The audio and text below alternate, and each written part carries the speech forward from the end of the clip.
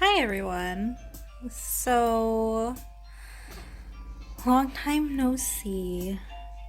Um so I'm kind of not going to go over everything right now. I'm currently sitting and pumping and I am 1 week 5 days postpartum. Um Baby is here.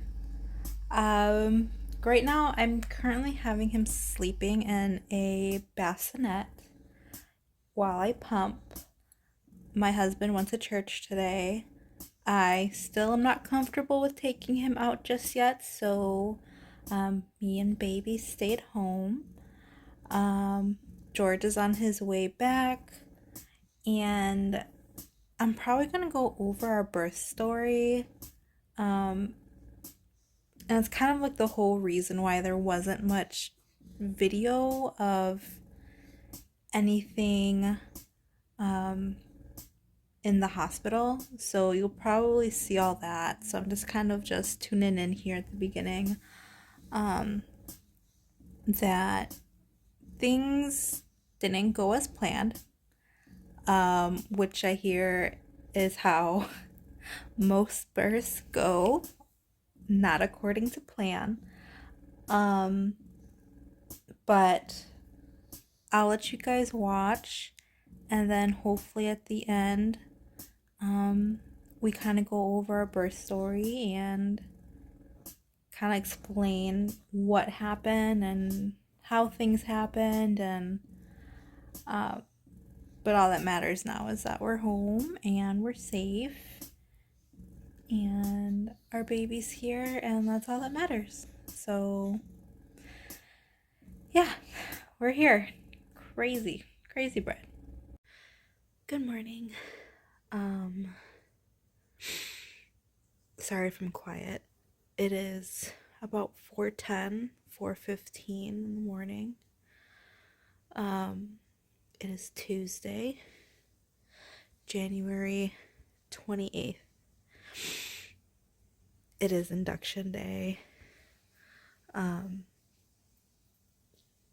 didn't get much sleep, so we went and picked up my aunt last night so she can, hey, no, hey, sorry, Ty was trying to get in the bassinet, but my aunt's gonna be staying with the animals and kind of watching the house for us while we're gone. I didn't get much sleep. We kind of went to bed around 11:30. I kept waking up with like anxiety and like being nervous and going to the bathroom more than just like you normally would with pregnancy. And today's the day. I feel a little scared. Everyone's telling me it's gonna be fine. You're gonna be okay. I'm gonna be okay. Like I'm ready to meet my baby, but I'm also just absolutely terrified of birth, which is, it never scared me till just like yesterday. So, but yeah. George is taking a shower. I'm kind of cleaning up the bedroom. And we're gonna go from there.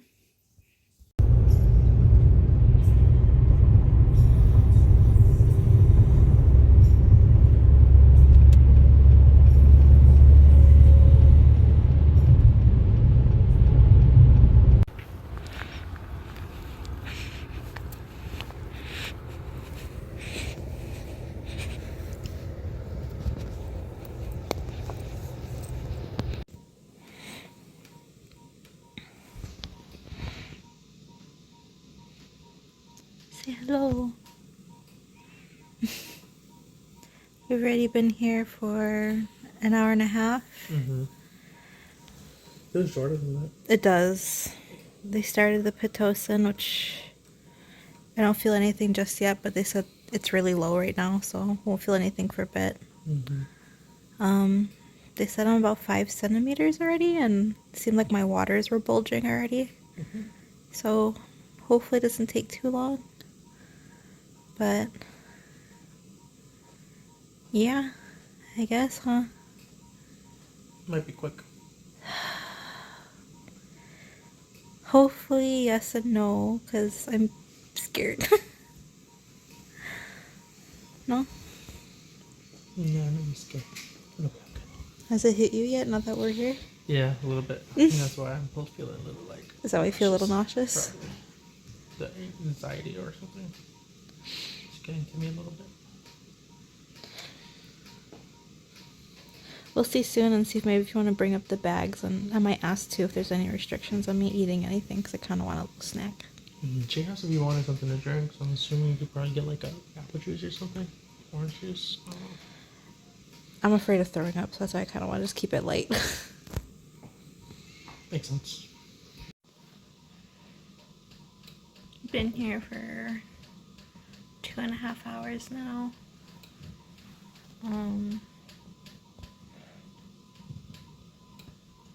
Not a whole lot's going on, so probably just gonna take a nap. Let's try to.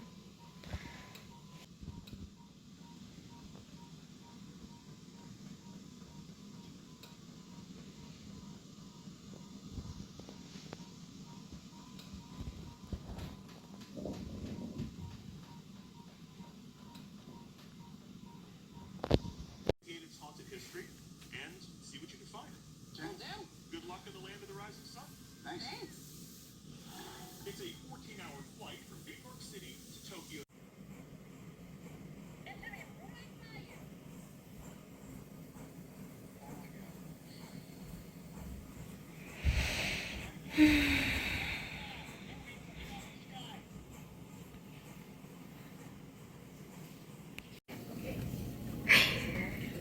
Lift him up all the way. There you go. You won't hurt him. There you go. And then. Open the diaper. Fold them back. Fold the little tabs back. Oh, so they don't get stuck? Yeah.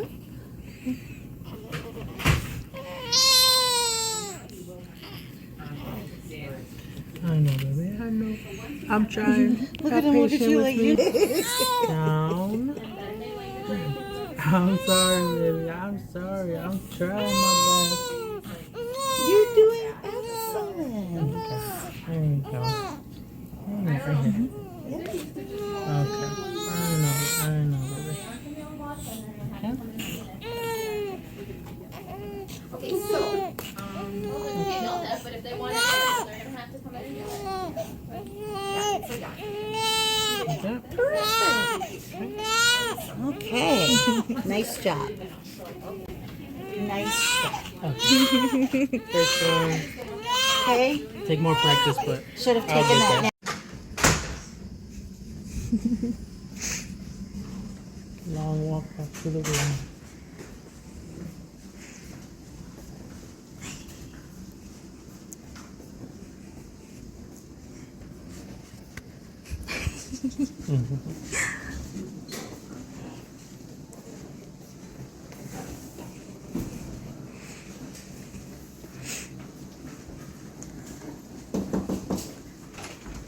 Good service. He's just chilling there. He looks like a little caterpillar. Like a little cocoon.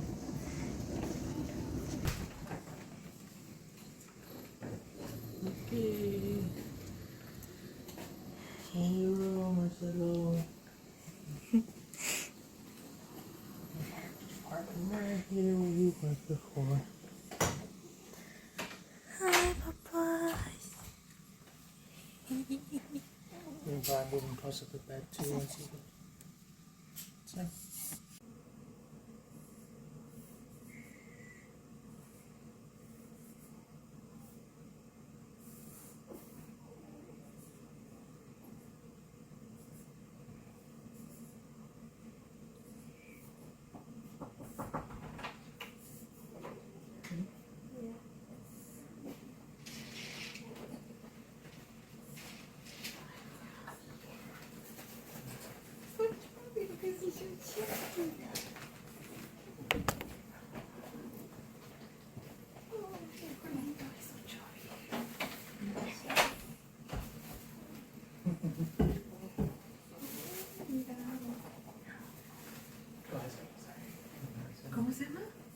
Marcelo, that's cute. Marcelo?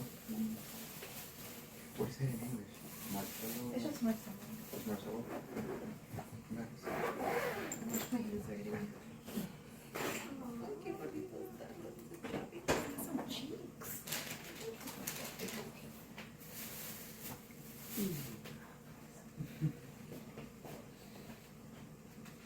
Good job. Some cheeks. Oh, yeah. Chubby here. How many pounds do you weigh? Oh my god, 8 pounds? 7 ounces? Wow. That's a big baby. That's a huge kid compared to what I had. All my babies were 5 pounds. Well, except for Alex. He was delayed on some things. Oh. He looks like you, George. He does. Yeah, I think he looks like you. Does he have the Montejo nose though? I Or don't do you know. think that's, Could be the Montego I can't tell either. I think he has one nose.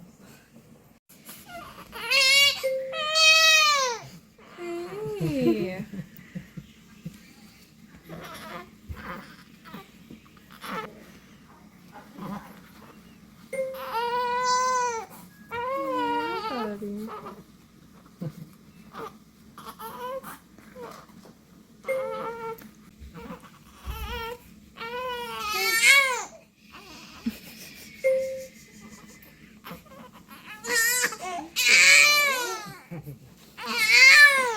It's okay. It's okay, Papa.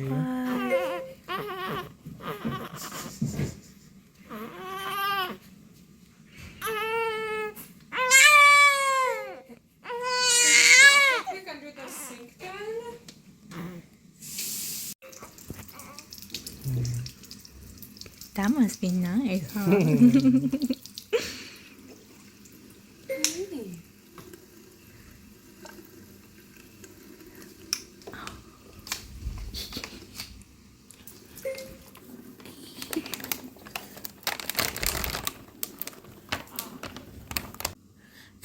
Look at how I think it's like curly. Is it curly? Is it? It looks like it's like curling. You see it? Yeah. Oh my goodness! Look at all that. I think you took after my side though. Probably with your hair. Yeah. If it's really curly, it's for sure yours. Yeah, that's fine. Look at all that. Yeah, it see all does look. that? It does look curly. Oh my goodness. There's like texture to it. Oh yeah. Oh my god. He's just chilling. Look at I'm telling you, he just yells just to Just yell. yell? He's not even crying. Oh That's my how you gotta calm him down. Just wash his hair. And you just hold him like that too. Just needs a little spa Yeah. there. Yeah.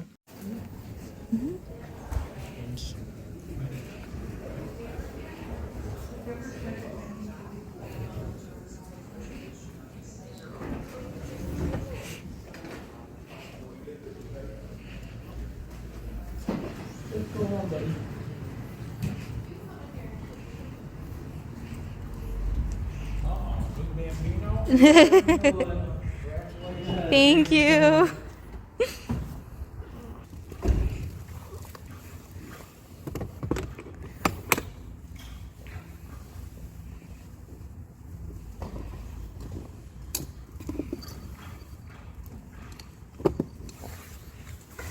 Put that on the floor over there.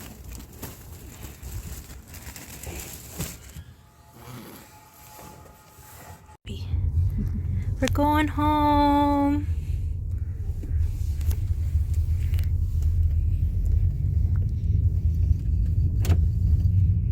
Going home.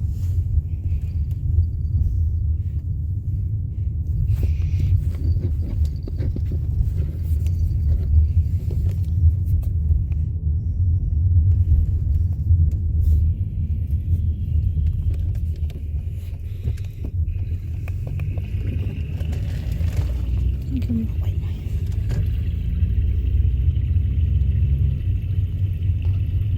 Who is that guy? He's your brother. He's your brother.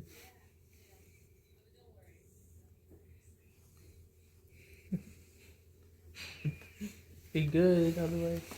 Good day.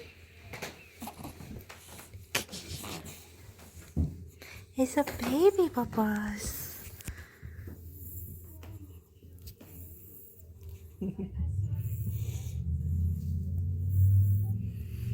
Yeah. He's been asleep for a while. We fed him his meal. Hi everyone. So I thought I'd finally take the opportunity and explain my birth story and how it went. I do have baby here with me. He's asleep. I figured since I've caught up on feedings, diaper changes, and pumping, and he's asleep, I can probably try and tell this. I did want to explain this with George, but he's back at work, and honestly, when we're both here, it's really hard to kind of just film, honestly, because we kind of take turns where it's like, hey, can you hold him while I go shower, or can you hold him while I go make dinner, or I gotta go shovel the snow. Like, it's a little bit harder, but I got time right now, so I'm gonna kind of explain. So first off, this is our birth story, and it was intentionally supposed to be an unmedicated birth story, and that turned medicated, and a couple other complications occurred with the birth. So I'll kind of start off with the beginning. So we left the house at 5 a.m. Tuesday, January 28th, to get to the hospital at 5:30 for my induction. I kind of figured they were going to start it a little bit later, maybe like 2 or 3 hours after I got checked in. Not necessarily. They actually kind of started it right away. So once they spent like maybe an hour of getting me answering all my medical questions and medical history, getting me set up. And then about like 6:20, they started me on my Pitocin. Again, I was unmedicated, so I didn't have an epidural. So they did tell me if I wanted to, I could get up and walk and around, go as I please. It was a really small hospital, so there wasn't like a whole lot of room to go around walking, but I did go walking a bit, maybe about an hour after they started my Pitocin. I didn't really start feeling contractions until maybe 2 hours in. And at that point, we were kind of just walking the hallway. So me and George would walk, and I, bring the Pitocin IV with me. And those did feel... Sorry, my nose is so itchy. Sorry, Papa. Those did feel like period cramps. So those were unpleasant. And when I get to a point where I kind of pause here and there and just kind of take in the contraction pain. We walked the hallway for maybe like 20-30 minutes, and then from there we kind of went back to the room. There, like I said, it was a small hospital. There wasn't like a whole lot of room for walking, and then contractions started to get a little more intense. As they intensified, they did have a tub, like a tub at my birthing room. So the nurse filled the tub and she let me go in, and at that point when I was going into the tub, I think I was like 5, almost 6 centimeters already. And I was at about 90% effaced for sure at that point. So I went into the tub and I was in there for about 40 minutes and I was laboring, which I know they say you forget what it feels like, and you do, but you also don't forget. It's really weird, but that was really painful. I was in the tub laboring, and George was with me the whole time, with me every step of the way, and that's when the groaning started happening. And like I said, I didn't record anything. I was hoping to maybe record some of the laboring process, but I just didn't. And like I said, I labored in the tub for about 40 minutes, and by the time I got out, I was about 7.5 centimeters. And at that point, I don't know, no one told me, like, yeah, obviously when you are laboring, there's a lot of pressure down there. All of my pressure was in my butt. It was the most unsettling, uncomfortable feeling ever. I then went to the birthing ball or the exercise ball, and I labored on there for about 20 minutes or so, that's when it started getting really intense. Because I think when I got out of the tub, I was about 7 centimeters. And then when I was on the ball for about, I want to say 20, maybe 30 minutes, when I was done, I was about 8 centimeters. At that point, I was kind of hollering. I wouldn't say screaming, but I was pretty loud. I went onto the bed to labor a bit there, and at that point, it was excruciating. So much pressure in my back and in my butt. Like, I thought it would maybe be more like in your birth canal, you would feel a lot of pressure. It was all in my rectum. It was the most intense feeling ever.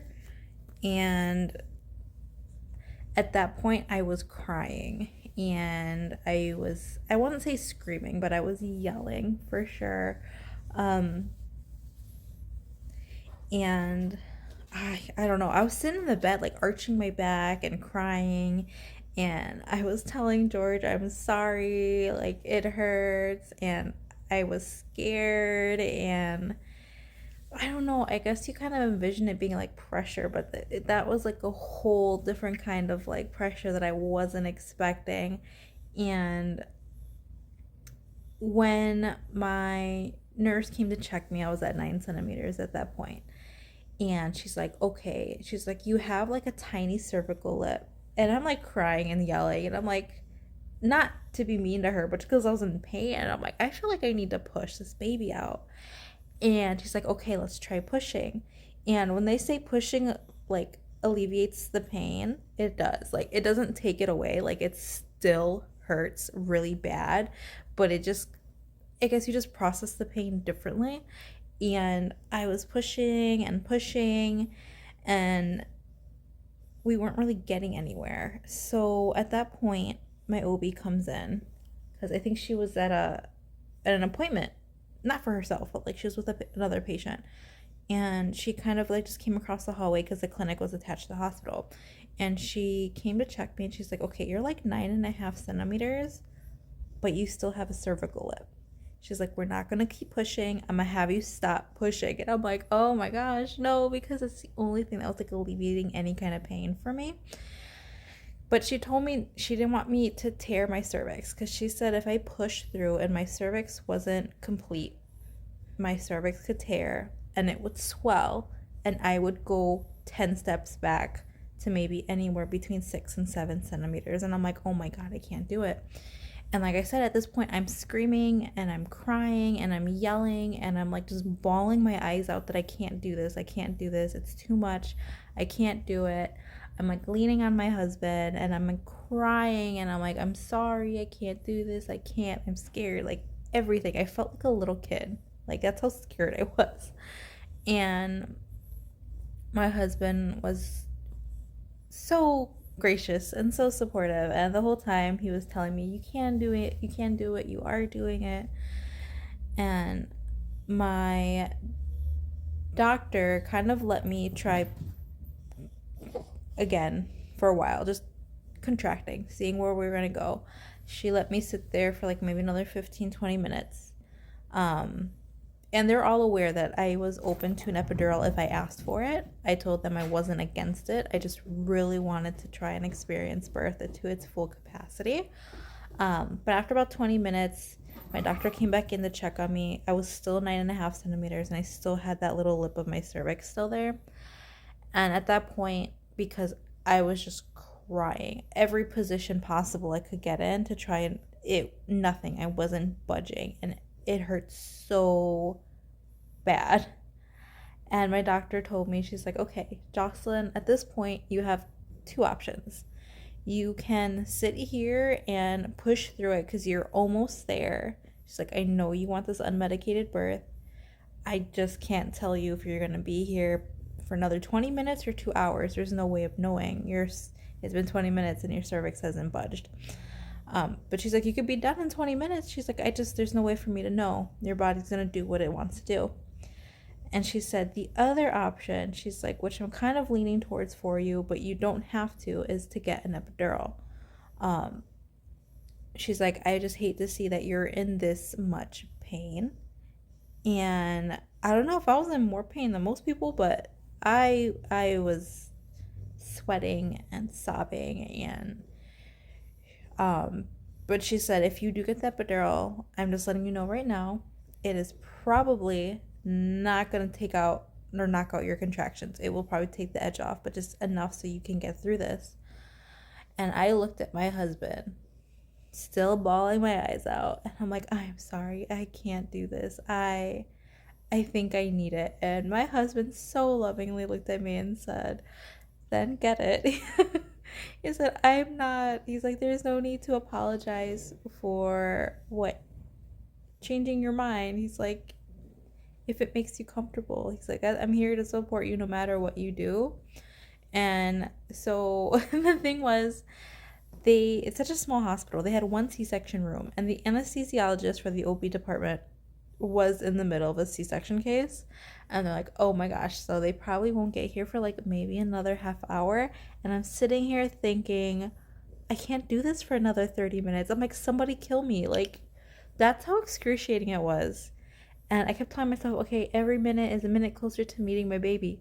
No, I think at that point I was so ready to be done and just like somebody just kill me. Like, I don't know. I'm like, I can't do it for another 30 minutes. It's impossible. So I'm still sitting in the bed, screaming, crying. I won't say like screaming, like, but I was like yelling and grunting really loud is more like what I was doing. Thankfully they had some anesthesiologist from like the OR, like the emergency department, who was available, came up, worked with my contractions, and I was able to get the epidural. I want to say like 10 to 15 minutes later, after I was like, yeah, let's do that. Let's get the epidural. It took a minute to work, and I was like, anything just to knock off pain. Anything. Like, I can't. There's no way.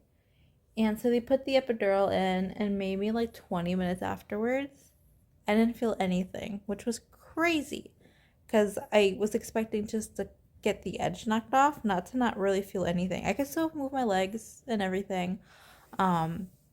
So what was happening was that at that point that my nurse was really helping me to kind of position myself, hopefully get that cervical lip back behind baby's head.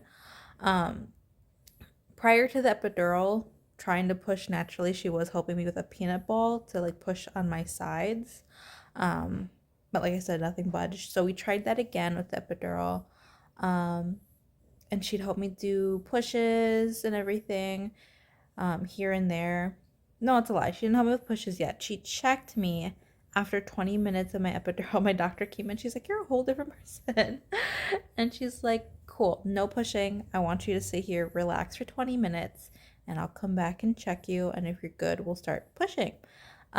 So it was a little more than 20 minutes, and I asked the nurse to check me because I know my doctor had to go back and see her patient. So she walked across the hallway from the hospital to the clinic to go do her, see her other patients. So my nurse checked me after 25 minutes of sitting with the epidural, and she's like, I think you're complete. She's like, I think we can start pushing, but we're gonna do some light pushes, and we're gonna wait for like to officially call it till, you know, your doctor comes back in. So my nurse kind of helped me learn how to push a little bit. And then my doctor came in, checked me, and she's like, okay, your cervix is complete. We're going to get started on getting you pushing. So because I was numb, my doctor did put like her hands on like my outer of my vagina where the baby was going to come out, just so I could feel the pressure, so I can focus on pushing in that area. And honestly, pushing, so exhausting. I don't think you realize how exhausting pushing is until you're doing it for like an hour, an hour and a half of pushing. It is so exhausting. And my doctor was coming in and out, so it was mostly like me with my nurse the whole time, and we're pushing and it got to a point where, I don't know if you ever clenched yeah, I couldn't clench anymore. Like I could feel there was something there. I'm like, I think I can feel his head in there. And so my doctor came back and she said, okay, I'm gonna call the techs to bring in the delivery tray and the delivery table, and we're gonna get ready to start pushing soon. I was pushing on the whole time with my nurse and then on and off with my doctor, but now it was like getting to the point where we're getting close to the delivery. And then this is kind of where things get kind of off plan. You thought I was off plan getting the epidural? No, that was not off plan. What ended up happening was that once I was getting ready to crown, I had a resident OB in there assisting my doctor. So my doctor, of course, was like right in front of me. And then I had the resident OB to my right. And then I had my labor and delivery nurse to my left. And I had the two OB techs, the ones who brought in the delivery cart. And then I want to say there was like a nurse for the baby. And then I think like two neonatal nurses, I think. And what happened was we started pushing, and it was taking a little bit. It was taking a little while to push. When I eventually got to crowning, and George was on my right side too, and George was holding my right leg. My labor and delivery nurse was holding my left leg. And then once I started crowning, the OB resident offered to hold my right leg so George could take pictures and video whatever he wanted to do. And at that point, I was like, okay, we're going to push this baby out. He's going to be delivered. Everything's going to go smoothly. What ended up happening was I was crowning, and I was crowning for a while. And I just heard my doctor say, shoulder. And everything went to chaos. And everyone kind of jumped in. My husband got pushed out of the way. I had like two nurses on top of my lower abdomen pushing on my lower abdomen. I had a nurse behind me pushing my shoulders up and my head, telling me to push.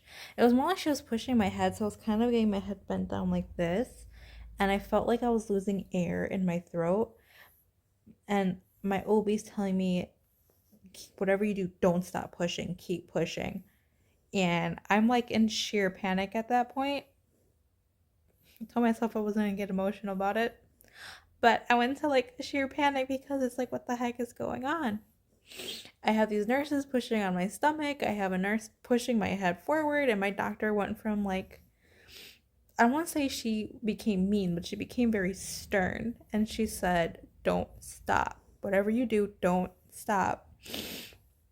And I just hear my husband to the right of me saying, it's okay, everything's gonna be okay.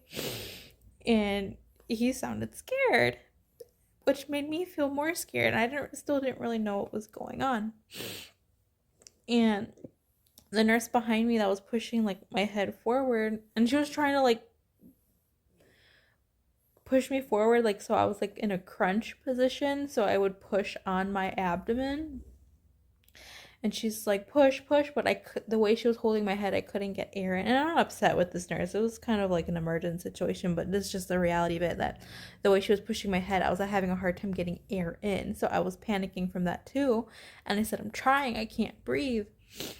And next thing you know, like, it happened so fast, but it also felt so slow, was that they kept pushing on my abdomen harder. And I heard like my doctor, she called for something. I'm assuming it was a tool, and what she ended up doing was doing an emergent episiotomy on me. And I felt a lot of like tugging and pulling down there.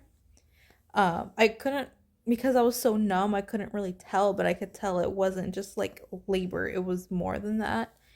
And eventually she pulled our baby out and she showed him to me, but again, things didn't go as planned. So the plan was we were going to do delayed cord clamping, and George was going to cut the cord.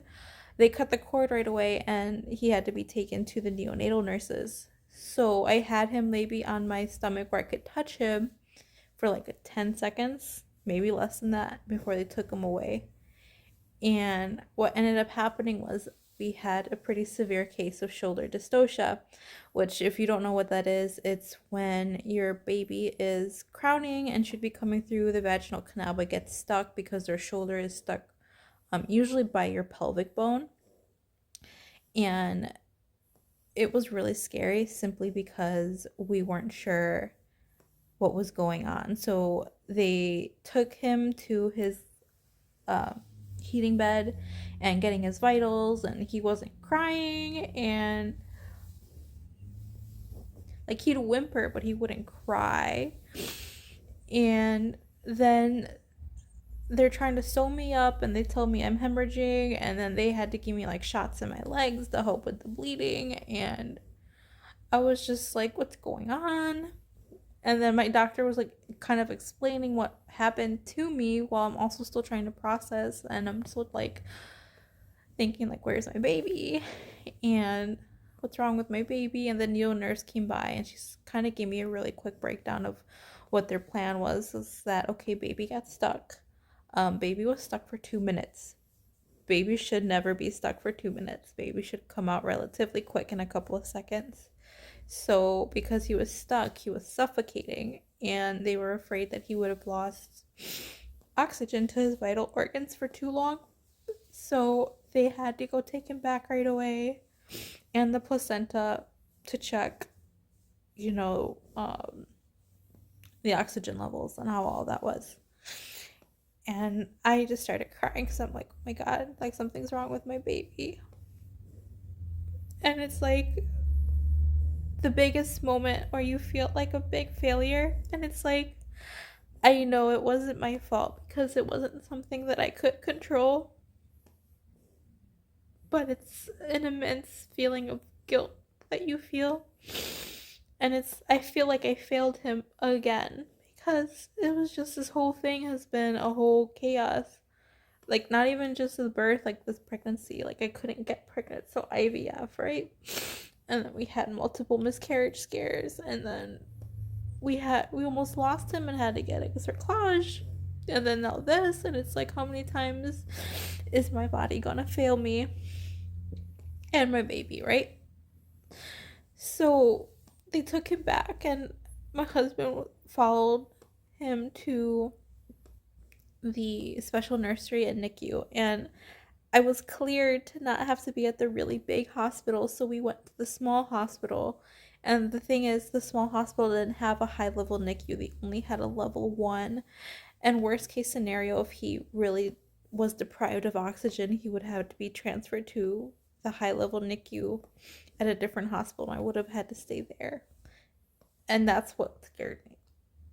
And they checked him and did a bunch of tests. They checked his shoulder because they weren't sure if it broke or not, because my doctor really had to pull him out. And I know some people would be mad at their doctor, but I'm just so grateful she's done everything to make sure that he was okay as best as she could. And she got him out, so I'm really grateful. But in that process, sometimes baby shoulders can be broken, and it sucks and it's tragic, and I feel bad for any mom who had to experience their baby having a broken bone right as they experience their first day in the world. But also, now that I look back at it, I would rather have my baby have a broken bone than not have a baby to bring home. Thankfully, he didn't have anything broken or fractured. And they checked his blood levels with the oxygen, and they said he was just on the verge of being considered a concern. So he was good, and they didn't have to transfer him to a higher level NICU, but he was on a CPAP. He was having a hard time breathing. His glucose wasn't good, so he was on sugar water. But he ended up being just fine. He stayed with the special nursery for 2-3 days. We were at the hospital for 4 days and 3 nights. We did I didn't get to have my golden hour. I didn't get to have him really latch. He was on donor milk while we were there, but he was bottle fed. But he's okay and he's home. And we got to go visit him in the nursery. And I got to hold him and I got to bottle feed him. And I mean, I didn't get to feed him until I think the day after because he was on sugar water. So just because they had to get his sugars up. And they said he's just fine. And he's good and he's healthy and he's big and he eats so much now. But it was such a scary, scary experience. And even though the shoulder dystocia was severe, his outcome wasn't. And my heart goes out to like all the moms who didn't have a good outcome, who their babies did suffer a little bit more, or moms who were NICU moms. I'm like, he was away for like 2-3 days, but I still got to see him and hold him, and it sucked. It sucked, but he's here and he's healthy and he's sleeping and he eats so much.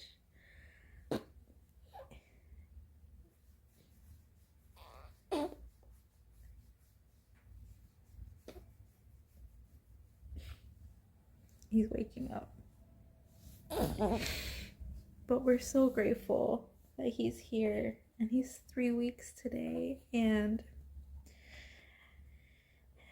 my husband has pictures and a video of him being born.